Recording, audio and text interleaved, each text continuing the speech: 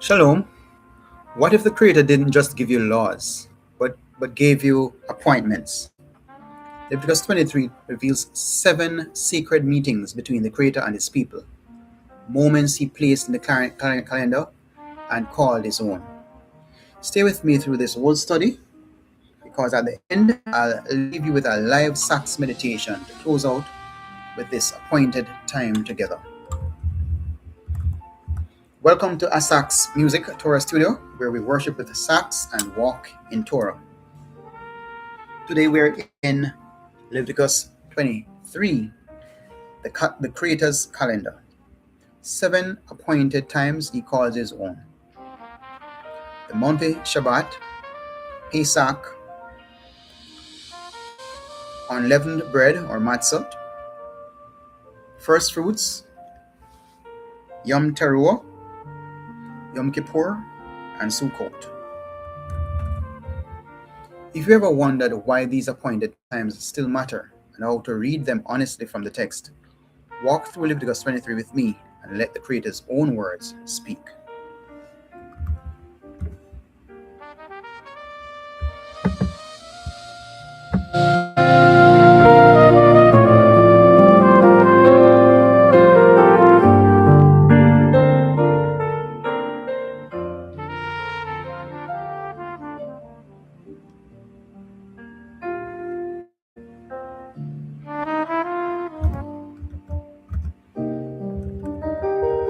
Open with me to Leviticus chapter 23. We begin with verses 1 through to 3. And the Creator spoke to Moshe, saying, Speak to the children of Israel and say to them, The appointed times of the Creator, of which you are to proclaim, are set apart gatherings. My appointed times are these. 6 days work is done, but the 7th day is a Shabbat of rest. A set apart gathering. You do no work. It is a Shabbat to the Creator in all your dwellings.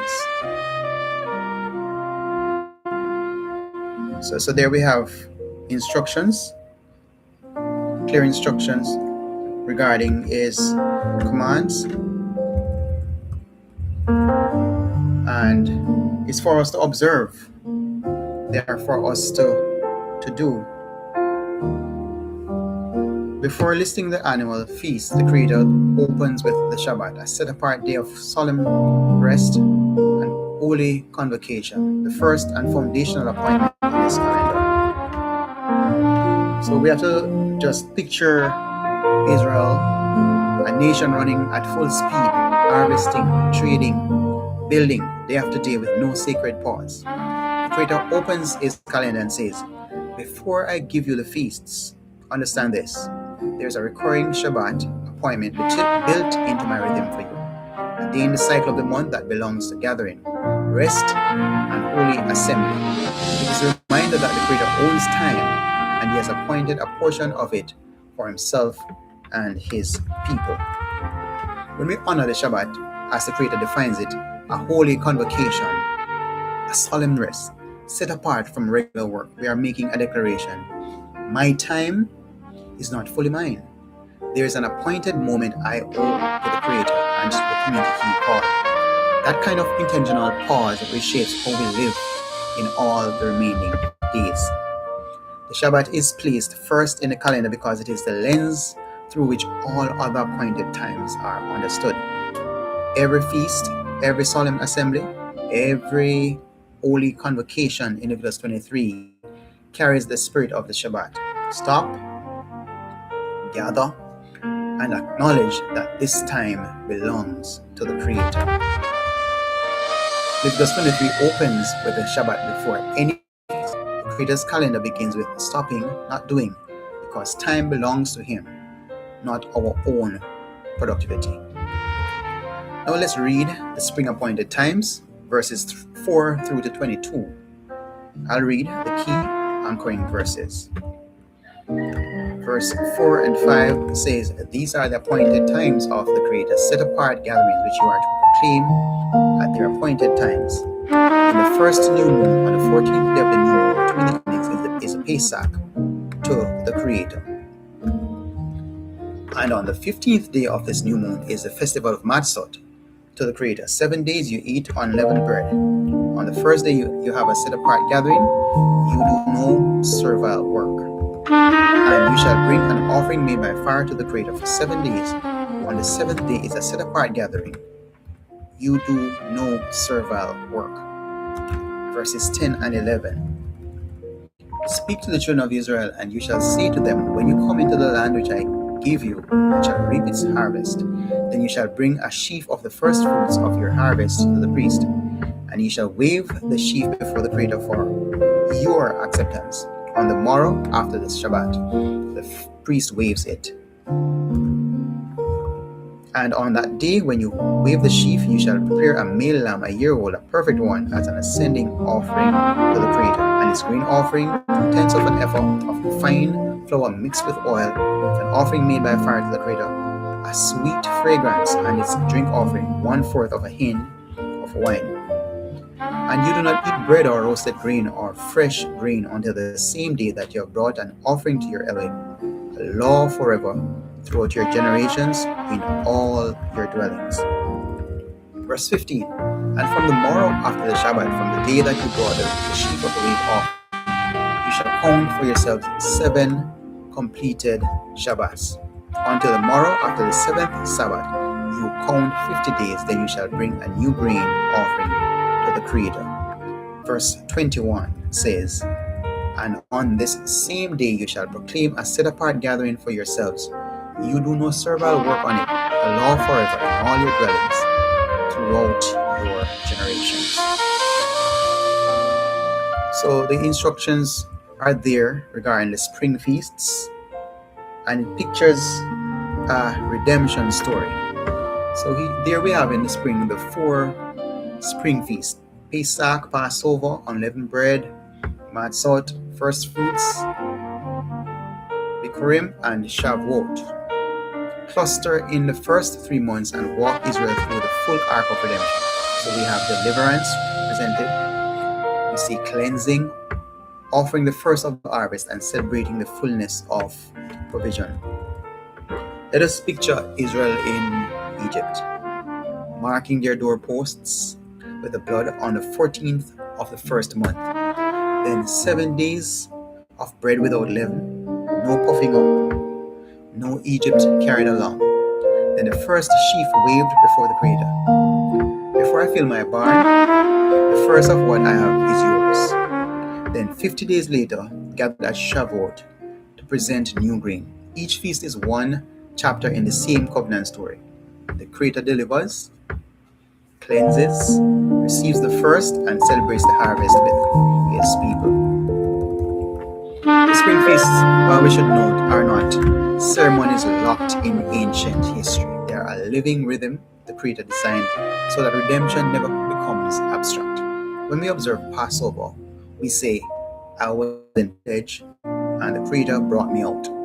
When we count toward Shavuot, we are practicing attentiveness to the movement of the Creator in our season. These Moedim keep our hearts awake to the story we are living inside.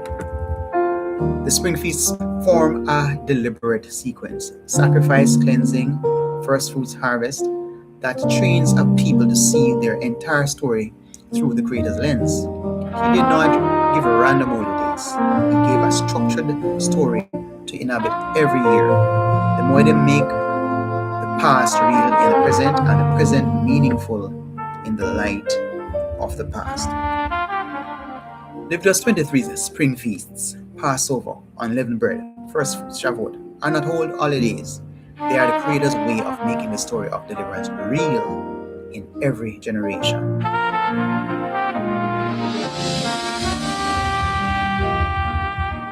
Now we will move on to the fall appointed times, reading from verses 23 on through to 32.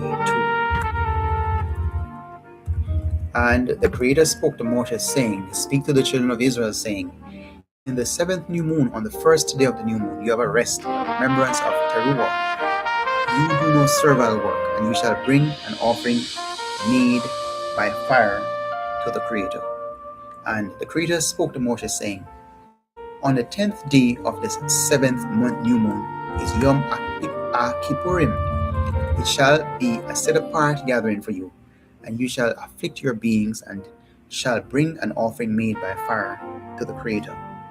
And you do no work on that same day, for it is Yom Kippurim, to make atonement for you before the Creator your Elohim.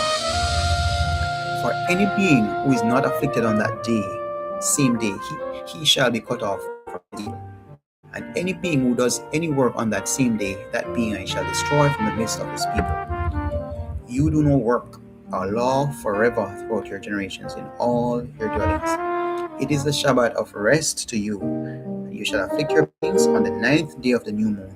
At evening, from evening to evening, you observe your Shabbat. So we see the instructions clearly outlined for the children of Israel. The Creator spoke to Moshe, saying, speak to the children of Israel, saying, the 7th month, on the 1st day, you shall do no customary work on it. You shall make an offering made by fire to the Creator. The 7th month, it opens with Yom Teruah, a trumpet blast, rest, and solemn assembly, followed 10 days later by Yom Kippur, the most weighty day in the entire calendar, a day of afflicting the soul, ceasing all work, and standing before the Creator for atonement. We should point out that in the original translation, the word fast, if we were to discover the Hebrew for that fast, that word fast, and we apply it consistently to all the other times where that word is mentioned in the Torah, we're going to realize that it does not consistently mean the same thing. And so afflicting the soul is more representative of reflection, repentance, rather than fasting. And that is something that we should study more on. Imagine waking on the 1st day of the 7th month to the sound of trumpets coming through the air. No work, no commerce, just gathering. Then 10 days of a sober atmosphere, reflective hearts, honest searching, and on the 10th day, complete fasting. The whole community bringing themselves before the Creator for the covering of sin. No one passes through that day lightly. Do we notice that of all the appointments, this one tells you that you start the Shabbat from the 9th day? You start the observance from the 9th day? Are we to assume that the feasts mentioned before and the feasts mentioned after are also to be started on the day before? That is also some more reading for us to do. Yom Teruah asks, are you awake? Are you paying attention? Yom Kippur asks, have you truly reckoned with what stands between you and the Creator? These two appointed times together guard against spiritual sleepiness and shallow religion. The Creator builds an alarm into the calendar before the day of reckoning, giving us space to turn before the solemn moment arrives. The 10 days between Yom Teruah and Yom Kippur are not an accident. The Creator designs a gap between the trumpet and the atonement, an intentional invitation to turn. This shows that He does not ambush His people with judgment. He announces it, waits, and receives those who come honestly. Leviticus 23's Yom Teruah blows the trumpet. 10 days later, Yom Kippur demands full reckoning. The Creator gives you the alarm before the atonement. Are you using that space? Let's close with the final and most joyful feast, Sukkot, verses 33 to 44. And the Creator spoke to Moshe, saying, speak to the children of Israel, saying, on the 15th day of the 7th new moon is the festival of Sukkot, for 7 days to the Creator. On the 1st day is a set-apart gathering. You do no servile work. For 7 days you bring an offering made by fire to the Creator. On the 8th day there shall be a set-apart gathering for you, and you shall bring an offering made by fire to the Creator. It is a closing festival. You do no servile work. These are the appointed times of the Creator which you proclaim as set-apart gatherings to bring an offering made by fire to the Creator, an ascending offering, and a grain offering, a slaughtering and the drink offerings, as commanded every day. Besides the Shabbats of the Creator, and besides your gifts, and besides all your vows, and besides all your voluntary offerings which you give to the Creator. And on the 15th day of the 7th new moon, when you gather in the fruitful land, celebrate the festival of the Creator for 7 days. On the first day is a rest, and on the 8th day a rest.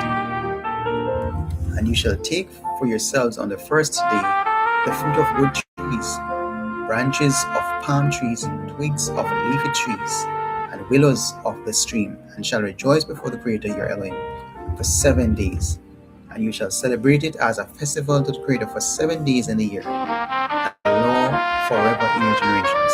Celebrate it in the 7th new moon. Verse 42. Dwell in booths for 7 days. All who are native born in Israel dwell in booths, so that your generations know that I made the children of Israel dwell in booths when I brought them out of the land of Israel. I am the Creator, your Elohim. Thus did Moshe speak to the appointed times of the Creator to the children of Israel. So if we should observe, then we'll note that Sukkot is the most joyful of all the appointed times. 7 days of rejoicing in temporary booths, waving branches, and remembering that the Creator sheltered Israel in us when they had nothing permanent. Just imagine a man and his wives and his children coming together to celebrate that set apart time appointed by the Creator. Picture families leaving their permanent homes to build fragile shelters from palm branches and leafy boughs. The roof lets in starlight. Meals are eaten under open skies. Children ask, why do we live out here? And the answer is, so you never forget that when we had nothing, no house, no land, no nation, the Creator was our covering in the wilderness. The booth is not discomfort for its own sake. It is a school of open trust. Sukkot. It speaks to every season when life feels temporary, exposed, and fragile. When your plans have no permanent roof, when what you built feels thin, that is the spirit of the booth. The Creator designed this feast to train His people to say in those very moments, He sheltered me before, He is sheltering me now. My security was never in my structure. Sukkot closes the Creator's entire calendar with joy and remembrance together. The full cycle. So we have Sabbath, spring feasts, fall feasts. Sukkot moves from rest through redemption, cleansing, atonement, and ends in joyful dwelling. The Creator's calendar does not end in solemnity. It ends in celebration, because the full story of covenant closes not in judgment, but in the Creator making a dwelling place with His people. Leviticus 23 ends the Creator's calendar with Sukkot, 7 days of joy in fragile booths. Your security was never in your structure. It was always in the Creator who sheltered you.